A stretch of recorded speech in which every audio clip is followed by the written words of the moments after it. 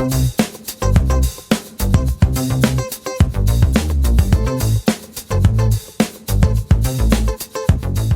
autre petite astuce qui fonctionne très bien avec Classroom, qui est pour permettre de donner des commentaires aux élèves lorsqu'ils travaillent avec un Google Doc. Donc, disons qu'ils ont écrit des trucs, ils ont écrit des phrases ou un texte et on veut mettre des commentaires.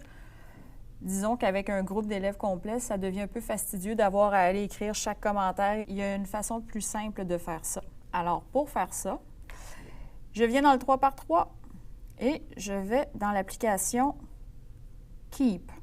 Keep, c'est comme un bloc-notes des post-it. C'est là où on peut prendre des petites notes. Donc, je vais ouvrir Keep.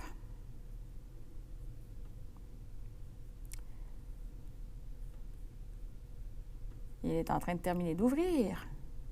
Ah, les fameuses Internet.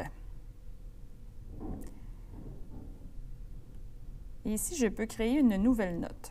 Donc, je peux appeler ça commentaire.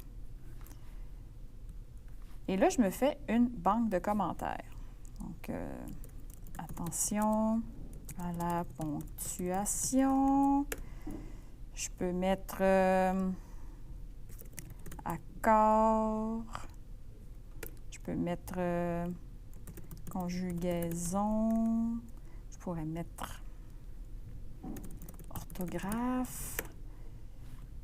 Je pourrais mettre aussi bravo, c'est du bon travail.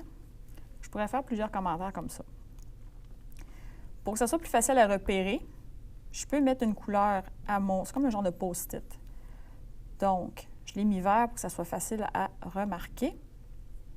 Et je vais le fermer. Donc, j'ai mes commentaires ici. Ceux que j'ai créés, je peux en rajouter, je peux en enlever. Il faut d'ailleurs que j'en corrige un. C'est merveilleux. C'est du bon travail. Je referme tout ça. Je peux fermer Google Keep. Et j'ai ouvert un travail d'élève. On s'entend, là? C'est un exemple que j'ai créé. Donc, je suis dans mon texte d'élève. Ici, moi, elle apparaît. Si elle n'apparaît pas, on a la petite flèche. On clique dessus et on a notre Google Keep. Je vais cliquer dessus et tout ce que j'ai mis dans mes notes dans Google Keep est ici. Moi, ce qui m'intéresse, c'est la section commentaires que j'ai créée préalablement. J'ai mon beau texte d'élève qui, clairement, a besoin un peu d'amour. Donc, je sélectionne le mot pour lequel je dois ajouter un commentaire. Et dans ma banque de commentaires, je vais aller copier mon commentaire et je vais, dans la boîte ici commentaire, le coller. Et je l'ajoute.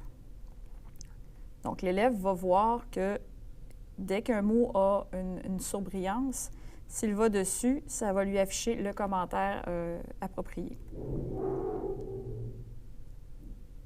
Ici, j'ai une autre erreur de conjugaison. Donc, je vais ajouter un commentaire.